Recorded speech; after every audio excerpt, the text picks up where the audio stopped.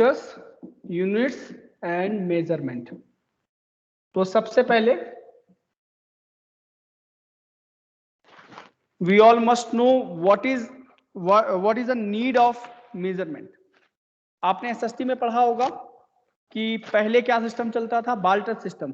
बाल्टर system के बारे में पढ़ा है ना, बोलो। Yes sir. हाँ, तो कौन बताएगा बाल्टर सिस्टम क्या होता था? गुड्स का एक्सचेंज होता था। गुड्स का एक्सचेंज होता था। तो उसमें क्या होता था कि कुछ प्रॉब्लम्स होती थी। प्रॉब्लम्स क्या होती थी कि आपस में मान लो किसी ने बाल्टर सिस्टम में कहा कि नहीं, हम आपके यहाँ से चावल ले जाएंगे और उसके बदले आपको हम गेहूं दे जाएंगे। तो किसी ने कहा होगा कि सर चावल में तो बड़ी दिक्कत होती है, उसको उसकी फसल लगाने में और बहुत मेहनत करनी पड़ती है, तो हम क्यों उससे एक्सचेंज करें और आप हमें ज्यादा दीजिए। ठीक है, तो मेजरमेंट नहीं था। फिर मेजरमेंट का दूसरा क्या पता चला कि जिस बर्तन से लेके गए वो मिट्टी का बर्तन था या किसी चीज का बर्तन था, वो टूट गया, तो फिर दिक्कत हुई उनको सामान को रिटर्न करने में, जो भी गुड्स हैं उनको रिटर्न करने में। तो इस तरीके से एक मेजरमेंट, एक जो एक्यूरेट मेजरमेंट की है वो रिक्वायरमेंट हुई बहुत पहले से। ठीक है, तो फिर अलग अलग जगह अलग अलग तरीके से मेजरमेंट सिस्टम्स बनाए गए। ठीक है, हर कंट्री का अलग अलग मेजरमेंट सिस्टम मोस्ट प्रॉब्ली होता था। ठीक है, जैसे इंडिया में इंडिया का सिस्टम जो था, अभी तो मीट्रिक सिस्टम चलता है। मीट्रिक सिस्टम से पहले एक अलग सिस्टम था जिसमें सेर चलता था। क्या चलता था? किलो के लिए मेजरमेंट के लिए क्या मास को करने के लिए, वेट करने के लिए, मास को निकालने के लिए क्या, कौन सा सिस्टम यूज करते थे हम लोग? कौन सा सिस्टम यूज करते थे? आवाज आ रही है? शेर। ठीक है, तो एक शेर जो होता था वो कितना होता था?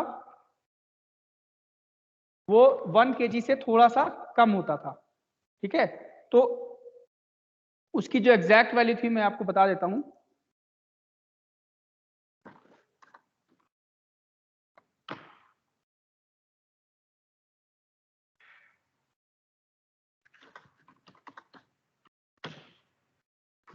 तो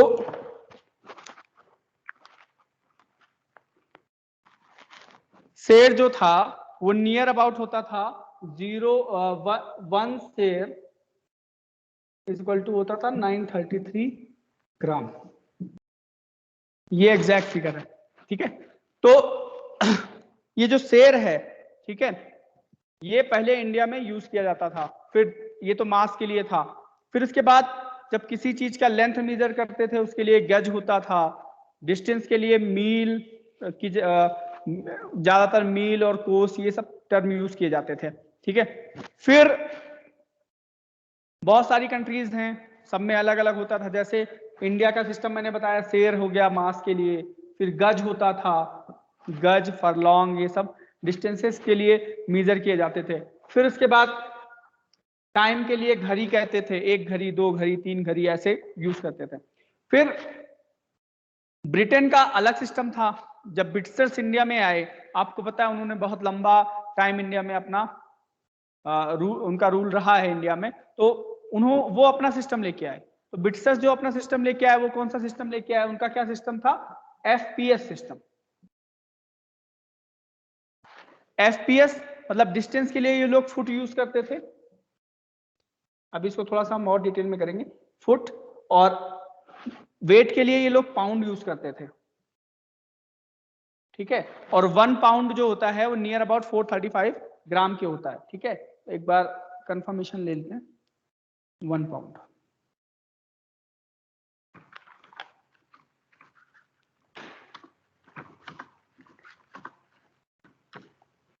तो 1 पाउंड जो होता था वो भी आपको पता होना चाहिए 453 ग्राम होता था। ठीक है, तो पाउंड अभी भी इंडिया में बहुत ज्यादा रिलेवेंट है। बहुत सारी चीजें अभी भी पाउंड में मेजर करते हैं। हॉस्पिटल्स में जब बच्चे होते हैं तो उनका जो वेट करते हैं वो भी पाउंड में मोस्टली करते हैं। ठीक है, तो ये दिमाग में रखना है कि क्या था। फिर सेकेंड, टाइम के लिए सेकेंड। ये तीन सिस्टम ही बेसिकली, मतलब तीन चीजें ही होती थी लोगों के लिए भाई, खाना है, कपड़ा है और समय, तीन चीजें ही मेजर करनी होती थी। पहले तो ये नहीं थी ना बहुत सारी क्वांटिटीज, ना आपका करंट था ना ये सारी चीजें थी, तो उसमें ये चीजें नहीं थी। फिर एफपीएस सिस्टम था, अमेरिका में एमकेएस सिस्टम था, मीटर लेंथ के लिए मीटर यूज करते थे, डिस्टेंस मास के लिए किलोग्राम यूज करते थे, और समय के लिए सेकंड यूज करते थे। इसको बोलते हैं मीट्रिक सिस्टम, इसको बोलते हैं मीट्रिक सिस्टम। अब ये इंडिया में भी यही सिस्टम चल रहा है, ठीक है। डिस्टेंस के लिए क्या यूज करते हैं, मीटर, मास के लिए क्या यूज करते हैं, किलोग्राम। अभी भी हम लोग सब्जी लेने, कुछ सामान लेने जाते होंगे तो उससे बोलते होंगे किलोग्राम, 1 किलोग्राम आलू दे दो या ये दे दो। फिर इसके बाद ये अमेरिकन सिस्टम था। फिर फ्रांस का अपना सिस्टम था, ये भी यूज किया जाता है। तो ये सिस्टम था सेंटीमीटर, ग्राम और सेकंड, तो ये सिस्टम भी मोस्टली यूज किया जाता था। फिर बाकी और भी ऐसे सिस्टम्स हैं जिनका बहुत ज्यादा आप नाम नहीं सुनोगे, हर कंट्री का अपना अपना होता था, कोई छोटे छोटे सिस्टम बना रखे थे उन्होंने, ठीक है।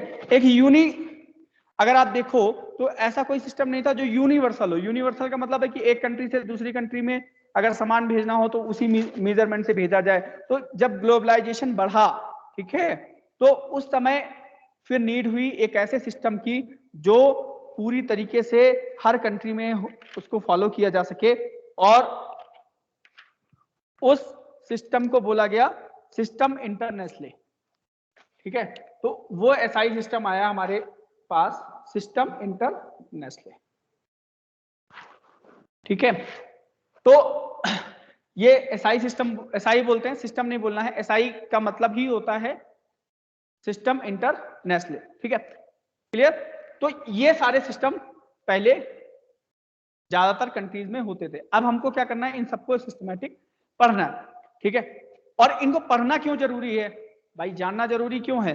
अगर आपको पता नहीं है, आपको अच्छे से, एक्चुअली तो बेसिक में आपको किस क्लास 6, 7, 8 में ही पढ़ा देना चाहिए सारी चीजें, क्योंकि ये बहुत ज्यादा इंपॉर्टेंट चीजें हैं, ठीक है। ये फिजिक्स, केमिस्ट्री, बायो या जितनी भी साइंसेज हैं, मैथमेटिक्स है, उन सबकी ये बेस है, ठीक है। तो इनको पढ़ना बहुत जरूरी है। क्यों और भी जरूरी है? पता चला आपको पता नहीं है, आप गए सब्जी लेने, बोला भैया 2 मीटर आलू दे दो, तो आलू 2 मीटर मिलेगा? बोलो, जब आलू लेने जाओगे तो क्या बोलोगे उससे? हाँ, 2 किलो क्या आलू। बोलोगे उसके? 2 किलो आलू, ठीक है। और दूध वाला आएगा तो उससे बोलोगे भैया 2 मीटर आलू, 2 मीटर दूध नाप दो, 2 मीटर नापोगे? No no sir, sir, litre. Litre, हाँ, वेरी गुड। और कपड़े लेने जाओगे तो क्या कहोगे भैया? Metre sir. हाँ, मीटर, ठीक है। तो इसका मतलब क्या है कि हमें इनकी नॉलेज होनी चाहिए, और नॉलेज ही नहीं होनी चाहिए, उनका कन्वर्जन भी पता होना चाहिए कि 1 मीटर में कितने सेंटीमीटर होते हैं, ठीक है, 1 सेंटीमीटर में कितने मिलीमीटर होते हैं, 1 मिलीमीटर में कितने किलोमीटर हो सकते हैं, ठीक है। तो ये सारे कन्वर्जन भी पता होने चाहिए। इनको भी हम सिंप्लीफाइड तरीके से अपने मैंने एक चार्ट बना रखा है, उस चार्ट के अकॉर्डिंग मैं आपको समझाऊंगा, बहुत आसानी से समझ में आ जाएगा, ठीक है, कैसे कन्वर्ट करते हैं। अभी तक ये कंफ्यूजन रहती है ना दिमाग में कि 1 मीटर को, 1 लीटर को सेंटीमीटर क्यूब में कैसे कन्वर्ट करेंगे, 1 मीटर को मीटर में कैसे कन्वर्ट करेंगे, ठीक है, 1 किलोग्राम को ग्राम में कैसे कन्वर्ट करेंगे, मेगाग्राम में, नैनोग्राम में कैसे कन्वर्ट करेंगे। ये कंफ्यूजन आपको दूर हो जाएगी जब मैं वो चार्ट बताऊंगा, ठीक है। तो आप समझ सकते हो क्यों जरूरी है सिस्टम, क्लियर। तो पहले अब हम चलते हैं स्टार्टिंग से कि फिजिकल क्वांटिटीज क्या होती हैं, फिर वहां से हम लोग इसको आगे प्रोसीड करेंगे, ठीक है। तो फिजिकल क्वांटिटीज क्या है? एक सेकंड, रजिस्टर कहां गया हमारा?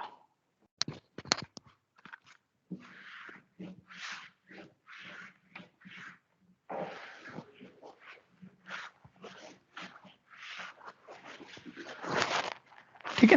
तो what do you mean by physical quantities? तो फिजिकल क्वांटिटीज ऐसी क्वांटिटीज होती हैं जो डायरेक्टली मेजर की जा सकती हैं या किसी चीज को रिप्रेजेंट करती हैं, ठीक है। तो फिजिकल क्वांटिटी जो है कोई भी टर्म है, ठीक है, जो डायरेक्टली मेजर की जा सकती हैं या इनडायरेक्टली किसी चीज को रिप्रेजेंट करती हैं, ऐसी क्वांटिटीज को हम लोग बोलते हैं फिजिकल क्वांटिटीज। और किस चीज को रिप्रेजेंट करेंगे? जैसे फॉर एग्जांपल हम लोग मास की बात करें, ठीक है, मास क्या रिप्रेजेंट करता है? हमारा मास क्या रिप्रेजेंट करेगा? Quantity of material inside me, यही तो करेगा। आई बात सुन में कि Yes, जो sir. हमारा मास है वो क्या रिप्रेजेंट करेगा, quantity of material inside me. वैसे ही लेंथ, एक पर्टिकुलर कितना वो लंबा है, उसका साइज क्या है, इसको रिप्रेजेंट करेगा। ठीक है, तो इस तरीके से जो फिजिकल क्वांटिटीज हैं वो क्या रिप्रेजेंट करती हैं कि उस मटेरियल के अंदर क्या है, वो मटेरियल क्या है, उसका मेजरमेंट कैसे करना है, या उसके बारे में कोई बात बताता है, उसको बोलते हैं फिजिकल क्वांटिटीज। ठीक है, तो जिनको डायरेक्टली या इनडायरेक्टली मेजर किया जा सकते हैं उसको बोलते हैं फिजिकल क्वांटिटी। ठीक है, अब बात करते हैं ये होते कितने टाइप्स की, ये दो टाइप्स की होती है। ठीक है, एक फंडामेंटल्स होती हैं,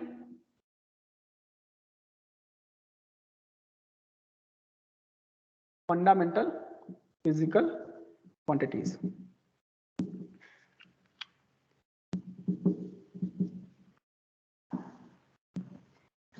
तो फंडामेंटल फिजिकल क्वांटिटीज क्या है, जो इंडिपेंडेंट हो, क्या हो, फंडामेंटल फिजिकल क्वांटिटीज क्या है, जो इंडिपेंडेंट हो। इंडिपेंडेंट का मतलब क्या होता है, किसी चीज पर डिपेंड ना हो। जो किसी चीज पे डिपेंड ना हो। तो ऐसी such physical quantities which are independent from any other quantities are known as fundamental quantities, simply कह सकते हैं। और दूसरी होती है डेराइव्ड। दूसरी क्या होती है, डेराइव्ड। Derived. हाँ, तो डेराइव्ड क्या होती है, वो डिपेंडेंट होती है। वो क्या होती है, डिपेंडेंट। ठीक है, the fundamental quantities, sorry, the physical quantities which depends upon fundamental quantities are known as derived quantities. तो जो derived quantities होती हैं वो किस पे डिपेंड करती हैं, फंडामेंटल क्वांटिटीज पे। Depends upon fundamental quantities.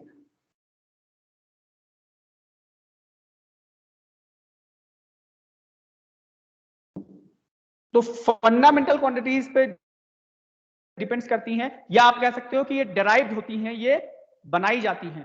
किससे बनाई जाती हैं, फंडामेंटल क्वांटिटीज से, इसलिए इनको डेराइव्ड क्वांटिटीज भी कहते हैं। ठीक है, फंडामेंटल क्वांटिटीज का मतलब क्या है, ये इंडिपेंडेंट होती हैं। क्या होती हैं, इंडिपेंडेंट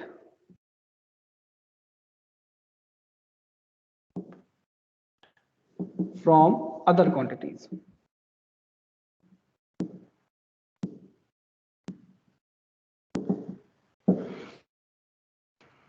ठीक है, तो ऐसी क्वांटिटीज जो अदर क्वांटिटीज से इंडिपेंडेंट होती हैं उनको बोलते हैं फंडामेंटल क्वांटिटीज, और जो दूसरी क्वांटिटीज पे डिपेंड करती हैं उनको बोलते हैं डेराइव्ड क्वांटिटीज। डेराइव्ड इसलिए बोलते हैं क्योंकि वो उन क्वांटिटीज से, दूसरी क्वांटिटीज से मिलके बनती है। ठीक है, क्लियर। इतना इतना स्क्रीनशॉट ले लो या नोट कर लो फटाफट।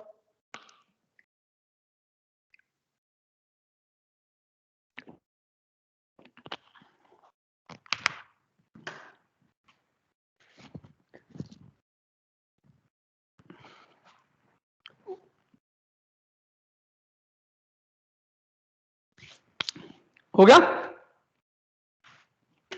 Yes, sir.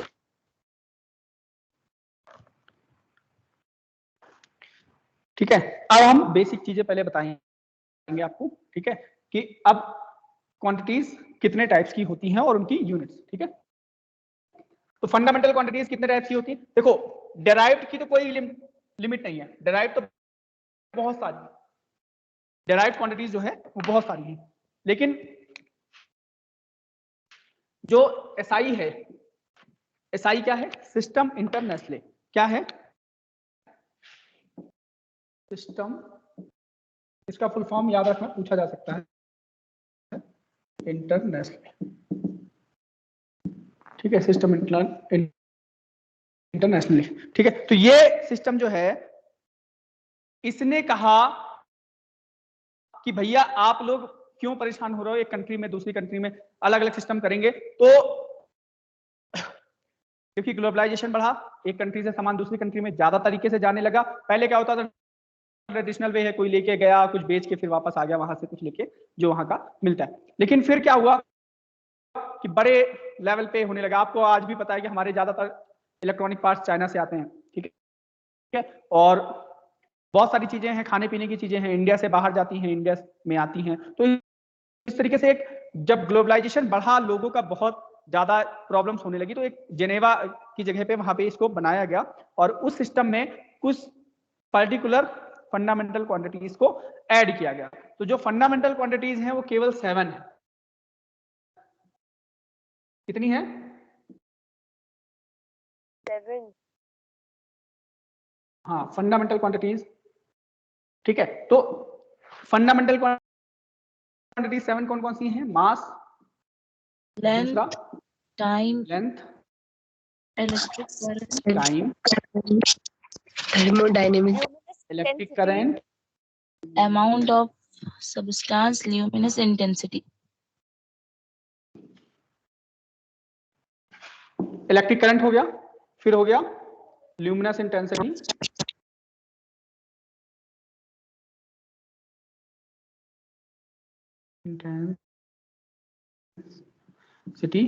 और क्या होगा? thermodynamic temperature, हाँ, टेम्परेचर, ये भी इंपॉर्टेंट है। और फिर लास्ट है क्वांटिटी ऑफ मैटर।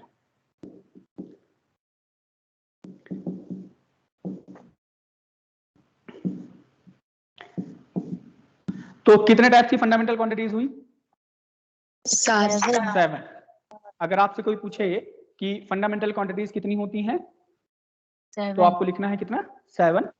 ठीक है, और अगर नाम पूछेगा तो आपको ये 7 नेम बताने हैं। ठीक है, अब जो फंडामेंटल क्वांटिटीज हैं इनकी जो यूनिट होती है उसको बोलते हैं फंडामेंटल यूनिट। क्या बोलते हैं?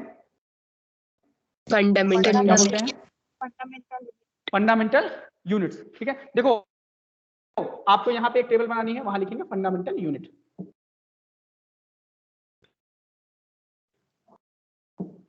और सुन लो, चैप्टर खत्म होते ही आपको जो इस चैप्टर के नोट्स हैं, ठीक है, वो आपका एक यहाँ पे माइक्रोसॉफ्ट टीम्स में एक ऑप्शन है नोट्स का, वहां पे अपलोड करने हैं सबको अपने अपने। ठीक है, पीडीएफ बना के।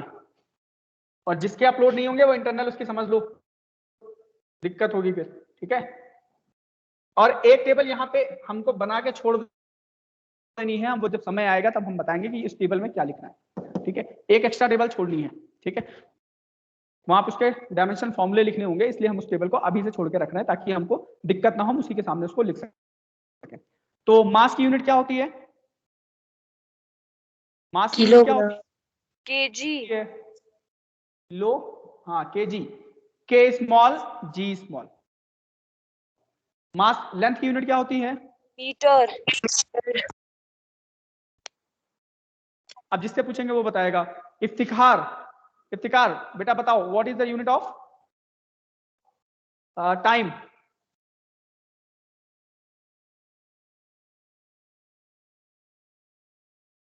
Unit of time, Iftikhar. Iftikhar आवाज आ रही है?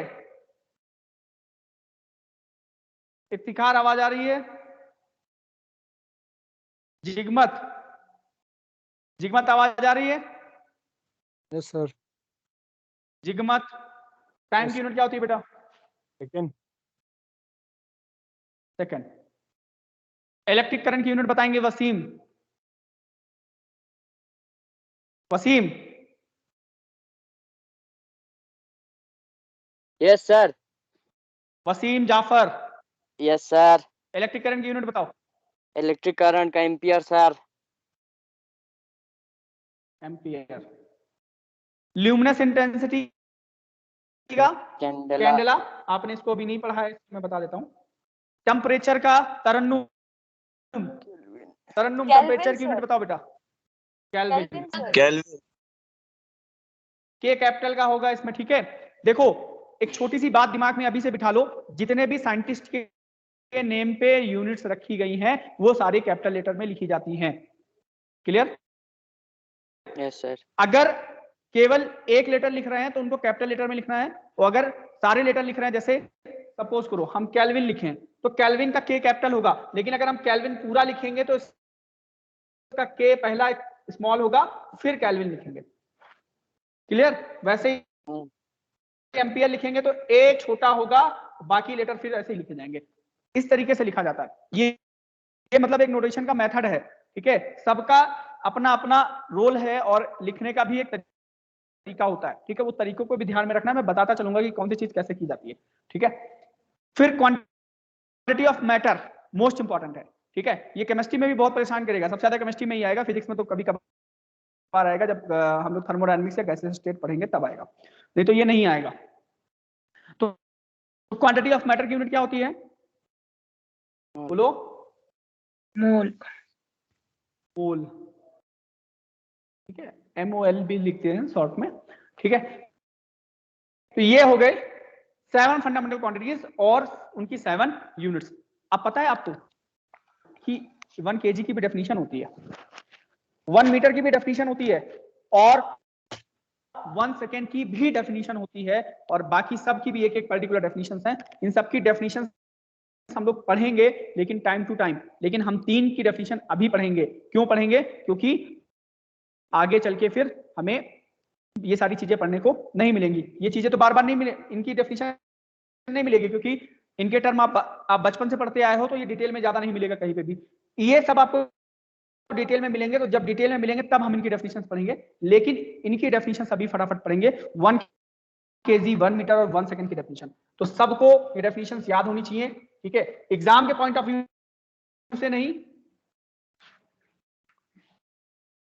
केवल एग्जाम के पॉइंट ऑफ व्यू से नहीं कह रहा हूं मैं, ये जनरल नॉलेज के लिए। आप अगर साइंस पढ़ रहे हो तो ये कम से कम ये चीजें आपको पता होनी चाहिए, ठीक है, बहुत इंपॉर्टेंट चीज है, ठीक है। तो चलो पहले 1 किलोग्राम की डेफिनेशन पढ़ते हैं। 1 किलोग्राम क्या होता है? देखो, 1 किलोग्राम एक सिलेंडर है, पता कहां पे रखा हुआ है? एक जगह है पेरिस में, ठीक है, वहां पे ये जगह रखा गया है, ठीक है। सर्वर्स एक जगह है पेरिस के पास में, जहां पे एक सिलेंडर रखा गया है, सिलिंड्रिकल बॉडी रखी गई है, प्लेटिनम इरेडियम का मिक्सचर है। किसका है? किसका है, बोलो? प्लैटिनम प्लेटिनम इरेडियम का एलॉय है। प्लेटिनम इरेडियम का एलॉय है, जिसका मास 1 kg माना गया, ठीक है। ये तो हो गया पहली definition. The mass of alloy which is kept at servers is 1 kg, ठीक है। उसको रेफरेंस मान के हम लोग 1 kg के वेट बनाते हैं, ठीक है। तो ये पहली डेफिनेशन होगी। क्या होगी पर्टिकुलर टोटल डेफिनेशन? क्या होगी?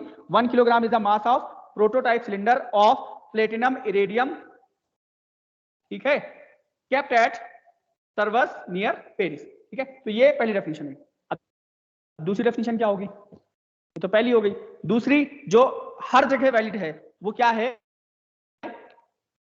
Eight 4 degree Celsius. कितने डिग्री सेल्सियस? कितने डिग्री सेल्सियस? एट 4 हाँ, at 4 degree Celsius mass of 1 litre water is 1 kg। ये दूसरी डेफिनेशन। दो डेफिनेशन हो गई मास की। 1 kg की दो डेफिनेशन मैंने आपको बताई। एक ये कि प्लेटिनम इरेडियम मटेरियल है, वो जो वहां पे रखा गया है प्रोटोटाइप, उसका मास 1 kg है, उसको कंसीडर करते हैं। दूसरा, 4 डिग्री सेल्सियस पे 1 लीटर वाटर का मास कितना होता है? 1 kg होता है, ठीक है। अब आते हैं दूसरी डेफिनेशन पे। इसमें कुछ नोट करना है तो नोट कर लो फटाफट जल्दी से।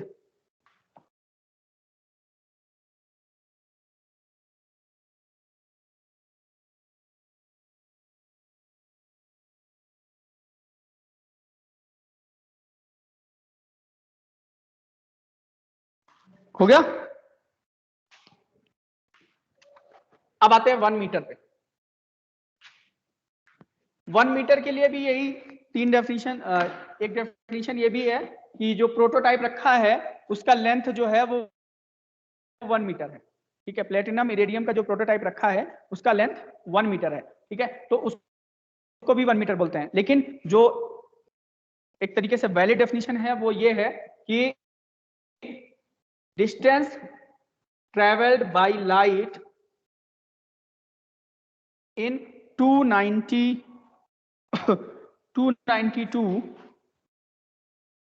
299 792 458 सेकेंड 1 बाई, ठीक है। तो distance travel by light in 1 by 299 792 458 second is 1 metre. मतलब 1 मीटर डिस्टेंस, अगर आपको पता है कि लाइट की स्पीड कितनी होती है 299 792 458 मीटर पर सेकेंड, ठीक है। ये होती है लाइट की स्पीड। तो अगर ये स्पीड है तो 1 मीटर अगर डिस्टेंस हो तो उसको ट्रेवल करने के लिए टाइम कितना लगेगा, तो 1 अपॉन ये हो जाएगा, ठीक है। क्यों, डिस्टेंस अपॉन टाइम होता है। अगर हम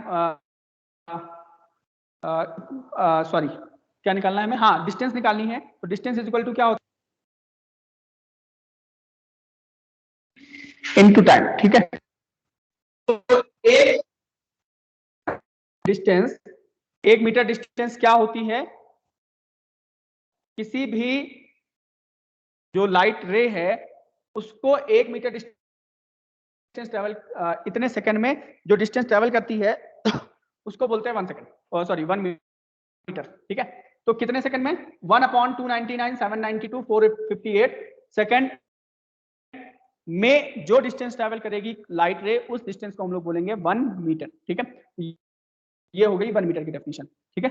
अब आते हैं 1 सेकंड की डेफिनेशन। 1 सेकंड क्या है, 1 सेकंड है सीजियम एटॉमिक वॉच। ये सीजियम का सिंबल है, सीजियम एक मटेरियल होता है, ठीक है। सीजियम एक रेडियो एक्टिव मटेरियल है। Caesium atomic watch,